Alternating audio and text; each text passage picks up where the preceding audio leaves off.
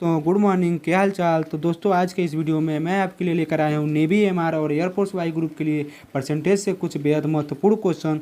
तो दोस्तों आज के इस वीडियो को आप लोग अंत तक देखिए और क्वेश्चन को समझने की कोशिश कीजिए और खुद भी सॉल्व करने की कोशिश कीजिए। तो चलिए वीडियो को शुरू करते हैं। सबसे पहले पहला प्रश्न देखते हैं। पहला प्रश्न है, एक कस्बे की जनसंख्या में 5% की वार्षिक वृद्धि होती है। कितने परसेंट की? 5% की वार्षिक वृद्धि होती है। यदि इसकी वर्तमान जनसंख्या 1,85,220 हो तो 3 वर्ष पूर्व इसकी जनसंख्या क्या होगी? तो पूछ रहा है अगर इसकी वर्तमान संख्या 1,85,220 हो तो 3 वर्ष पूर्व इसकी जनसंख्या क्या होगी? तो आप लोगों को सबसे पहले इसका फार्मूला पता होना चाहिए। सबसे पहले आप लोग इस क्वेश्चन को अपने आप से सॉल्व करने की कोशिश कीजिए। मैं आप लोगों को 30 सेकंड का टाइम दे रहा हूँ। तब तक मैं आपको ऑप्शन बता देता हूँ। आपका ऑप्शन ए है 1,27,783। आपका ऑप्शन बी है 1,81,500। ऑप्शन सी है 1,83,433 और ऑप्शन डी है 1,60,000। तो सबसे पहले आप लोग इस क्वेश्चन को खुद सॉल्व करने की कोशिश कीजिए। तब तक मैं आपको फार्मूला बता देता हूँ। अगर आपको याद हो तो मैंने बताया था अगर किसी जनसंख्या का n वर्ष पूर्व जनसंख्या ज्ञात करना हो तो उसका फार्मूला होता है n वर्ष पूर्व जनसंख्या ज्ञात करना, उसका फार्मूला होता है P/1 + R/100 पे पावर n। ठीक है, यही इसका फार्मूला होता है। तो देखिए इस फार्मूले में यहाँ पे P क्या है आपका 1,85,220। R कितना है आपका 5%। n 3 वर्ष पहले पूछ रहा है ना, तो n कितना है आपका 3 वर्ष। ठीक है, तो इस फार्मूले में इस वैल्यू को रखते हैं। ठीक है, रखिए। तो 3 वर्ष पहले 3 वर्ष पूर्व की जनसंख्या, ठीक है, लिख लीजिएगा 3 वर्ष पूर्व की जनसंख्या। 3 वर्ष पूर्व की जनसंख्या आपका P कितना दिया है 1,85,220/1 + R कितना दिया आपका 5/100 पे पावर 3। ठीक है, इसको सॉल्व करेंगे जब आप लोग तो 1,85,220 105/100 काटेंगे, इसका आएगा 21/20। तो 21/20 पे पावर 3। ठीक है, इसको 20 को ऊपर लेकर चले जाएंगे। 1,85,220 गुणे 20 गुणे 20 गुणे 20/21 गुणे 21 गुणे 21। और जब इसको सॉल्व करेंगे आप लोग तो आपका एक्यूरेट आंसर आएगा 1,60,000। ठीक है, 1,60,000 आपका करेक्ट आंसर होगा। तो ऑप्शन नंबर डी आपका क्या हो जाएगा? करेक्ट आंसर हो जाएगा। ऑप्शन डी आपका ऑप्शन नंबर डी आपका सही आंसर है। ठीक है, तो बढ़ते हैं अगले क्वेश्चन की तरफ। अगला क्वेश्चन है, यदि किसी विद्यालय में कुल विद्यार्थियों का 60% लड़के हों, तो किसी विद्यालय में कुल विद्यार्थियों का 60% क्या हों? लड़के हों।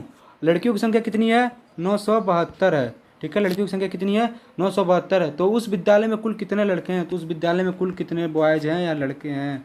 ठीक है, यही पूछ रहा है। तब तक आप लोग इस क्वेश्चन को सॉल्व कीजिए। मैं आप लोगों को 30 सेकंड का टाइम देता हूं। तब तक मैं आपको ऑप्शन बता देता हूं।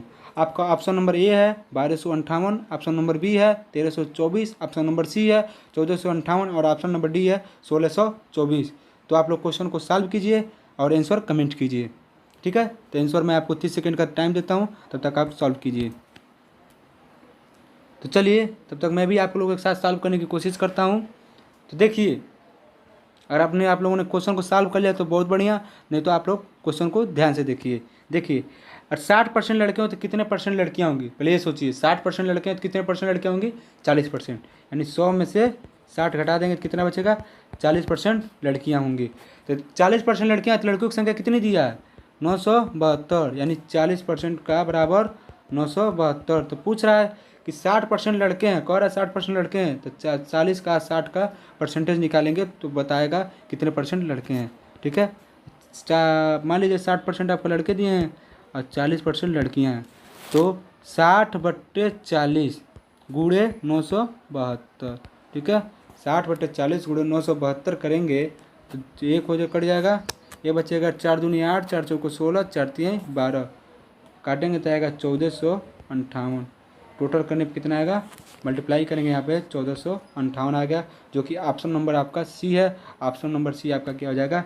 करेक्ट आंसर हो जाएगा। ऑप्शन नंबर सी आपका करेक्ट आंसर है। ठीक है, अब बढ़ते हैं अगले क्वेश्चन पे।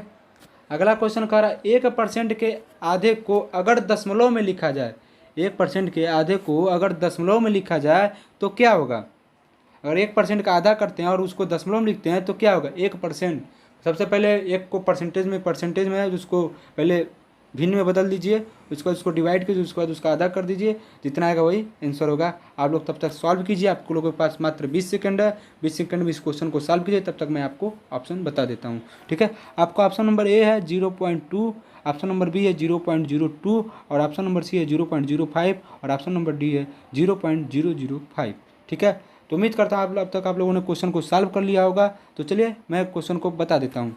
देखिए कह रहा है 1% का आधे को, और एक पहले सबसे पहले 1% को हम लोग भिन्न में बदलेंगे तो 1% को लिख सकते हैं 1/100। 1/100 का आधा, 1/100 का आधा करेंगे तो कितना हो जाएगा 1/100 गुणे 1/2। ठीक है, इसके बाद 1/200 कितना का 10 हो गया 0.05 आपका करेक्ट आंसर क्या हो जाएगा 0.05 आपका करेक्ट आंसर हो जाएगा।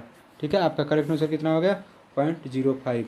ठीक है, ये आगे बढ़ते हैं अगले क्वेश्चन की तरफ। अगला क्वेश्चन है तेल के भाव में 25% वृद्धि हो गई है, उसका उपभोग कितना प्रतिशत कम कर दें कि तेल पर खर्चे वही रहे। ठीक है, 25% की क्या हो गई है बढ़ोतरी हो गई है, तो उसका कितना खर्चा कम कर दें कि तेल पर खर्चा वही रहे। ठीक है, तो सबसे पहले देख लीजिए ऑप्शन, आप लोग ऑप्शन दिया ए 15%, बी 16 सहित 2/3%, सी 25%, डी 20%।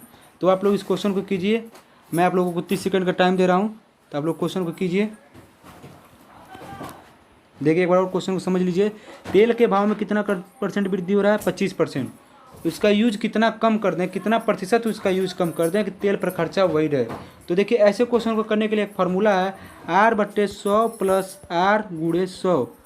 ऐसा फार्मूला एक कि अगर किसी सब वस्तु में या किसी संख्या में इतना परसेंट X% की वृद्धि हो गई है तो कितना कम कर दे कि वही सेम खर्चे रहें चाहे सेम व्यय रहें, तो इसका यही फार्मूला होता है R/100 प्लस R गुणे 100। ठीक है, इस फार्मूले में इस वैल्यू को रखेंगे। R बराबर कितना दिया है 25 दिया है, तो रखते हैं 25/100 प्लस 25 गुणे 100। ठीक है, तो 25 गुणे 100/125, 25×5 = 25, 125, 5 20 100 यानी 20%।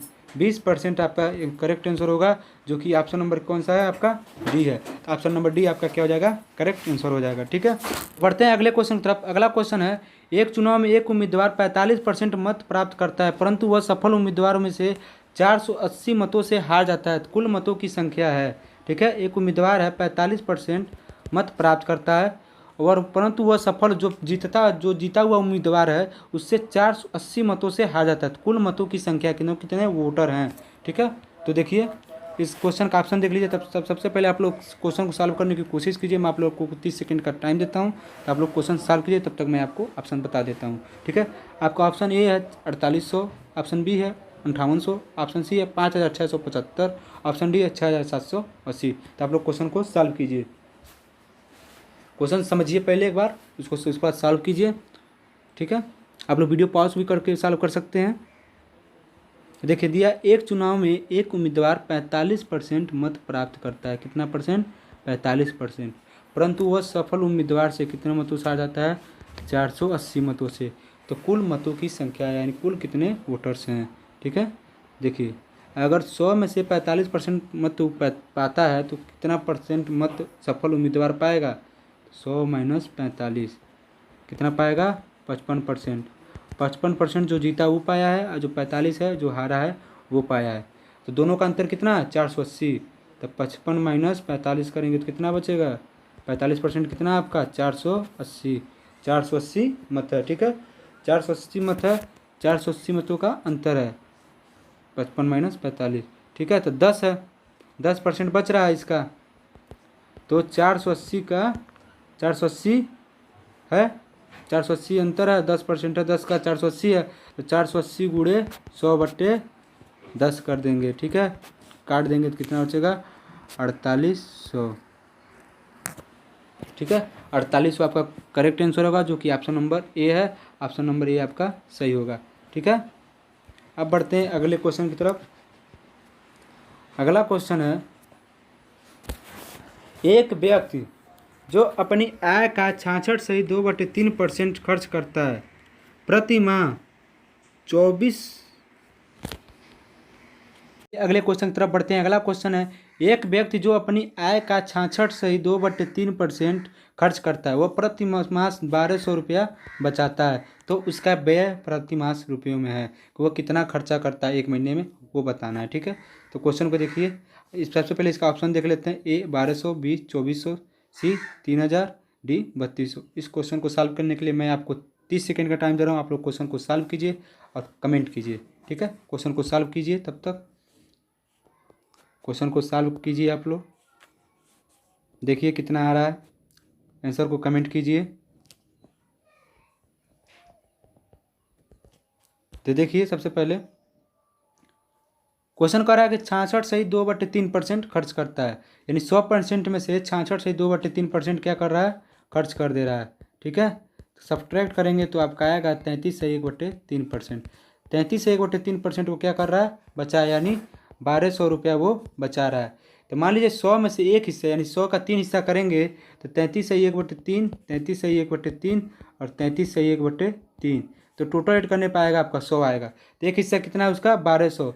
तो तीनों हिस्से मिला के कितना हो जाएगा आपका, 12×3 3600 रुपया, यानी 12×3 3600 रुपया आपका टोटल वो महीने का कमाता है। ठीक है, जिसमें से वो 1200 रुपया क्या कर रहा है, बचा रहा है। 1200 रुपया वो क्या कर रहा है, बचा रहा है। 3600 में से 1200 रुपया वो बचा रहा है, तो सब्ट्रैक्ट करेंगे तो कितना हो गया, 2400 रुपया, यानी 2400 रुपया वो हर महीने खर्च कर रहा है, हर महीने वो व्यय कर रहा है, जो कि ऑप्शन नंबर आपका कौन सा है, बी है। तो ऑप्शन नंबर बी आपका क्या हो जाएगा, करेक्ट आंसर हो जाएगा। ठीक है, ऑप्शन नंबर बी नंबर आपका क्या हो जाएगा, सही है। क्वेश्चन देखिए, अगला क्वेश्चन कह रहा है, किसी परीक्षा में 1000 लड़के और 800 लड़कियां थीं। किसी परीक्षा में 1000 लड़के और 800 लड़कियां थीं। लड़कों का 60% और लड़कियों का 50% सफल हुए, यानी उत्तीर्ण हुए। तो परीक्षा में अनुत्तीर्ण हुए छात्रों की प्रतिशत ज्ञात करो। तो ये ज्ञात करो कि परीक्षा में कुल कितने छात्र फेल हुए थे। तो आप लोग इसको सॉल्व कीजिए। आप लोग के पास 30 सेकेंड का टाइम है। तो उससे पहले मैं आपको ऑप्शन बता देता हूँ। आपका ऑप्शन नंबर ए है 46.6%, ऑप्शन नंबर बी है 48.4%, ऑप्शन नंबर सी है 44.4%, ऑप्शन नंबर डी है 49.6%। आप लोग क्वेश्चन को सॉल्व कीजिए और आंसर को कमेंट कीजिए। कुल कितने छात्र हैं, 1000 लड़के हैं और प्लस 800 लड़कियां हैं। टोटल कितने हो गए, 1800 लड़के और लड़की मिलाकर कुल कितने छात्र हो गए, 1800। जिसमें से लड़कों का 60%, यानी 1000 का 60%, और लड़कियों का 50%, और लड़कियों का 800 का 50%।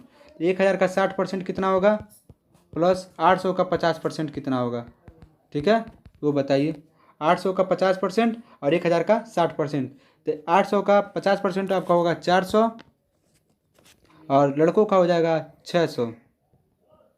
टोटल कितने लड़के हो गए, 1000। 1000 छात्र क्या हो गए, पास हो गए। लड़के और लड़कियां मिलाकर 1000 छात्र पास हो गए। तो बच्चे कितने फेल छात्र, 800।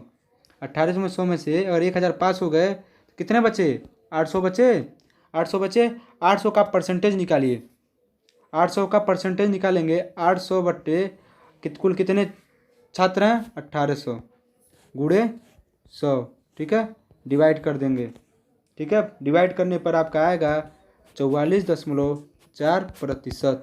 44.4% आपका करेक्ट आंसर होगा, जो कि ऑप्शन नंबर सी है। ऑप्शन नंबर सी आपका सही आंसर होगा।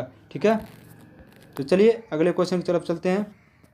अगला क्वेश्चन है, जब किसी रेडियो की कीमत 30% कम हो जाती है तो बेचे जाने वाली घड़ियों की संख्या में 30% की वृद्धि हो जाती है। जब किसी रेडियो की कीमत में 30% की कम हो जाती है तो बेचे जाने वाली घड़ियों की संख्या में 30% की वृद्धि हो जाती है, तो आय पर क्या प्रभाव पड़ेगा। तो पूछ रहा है आय पर क्या प्रभाव पड़ेगा। तो मान लीजिए क्वेश्चन को समझ लीजिए एक बार, और क्वेश्चन थोड़ा सा ध्यान से पढ़िएगा। जब किसी रेडियो की कीमत 30% कम हो जाती है, मतलब किसी रेडियो की कीमत 30% क्या हो जा रही है, कम हो जा रही है, तो बेचे जाने वाली घड़ियों की संख्या में 30% की वृद्धि हो जाती है। तो जो घड़ियाँ बेची जाती हैं उसकी संख्या में क्या हो जाती है, 30% की बढ़ोतरी हो जाती है। तो उस आय पर क्या प्रभाव पड़ेगा, बढ़ेगा कि घटेगा, कितना परसेंट बढ़ेगा, कितना परसेंट घटेगा, ये बताना है। तो आप लोग क्वेश्चन को सॉल्व कीजिए। आप लोगों के पास 30 सेकंड का टाइम है। तब तक मैं आपको ऑप्शन बता देता हूँ। आपका ऑप्शन ए है 9% की कमी, ऑप्शन बी है 6% की वृद्धि, ऑप्शन सी है 9% की वृद्धि, ऑप्शन डी है 6% की कमी। तो आप लोग क्वेश्चन को सॉल्व कीजिए और आंसर बताइए।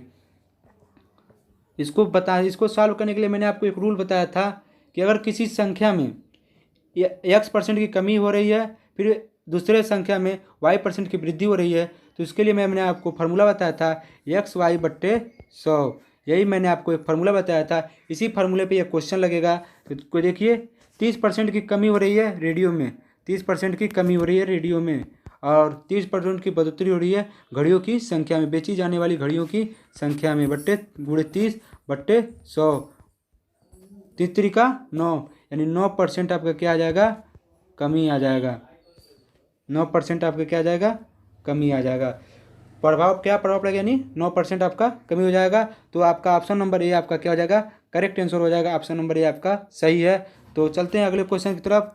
तो आज के क्लास में बस इतना ही। मिलते हैं अगले क्लास में कुछ नए क्वेश्चन के साथ। तब तक के लिए जय हिंद, जय भारत। चैनल को सब्सक्राइब कर दीजिएगा, वीडियो को लाइक और शेयर और कमेंट कर दीजिएगा। तब तक के लिए धन्यवाद। जय हिंद, जय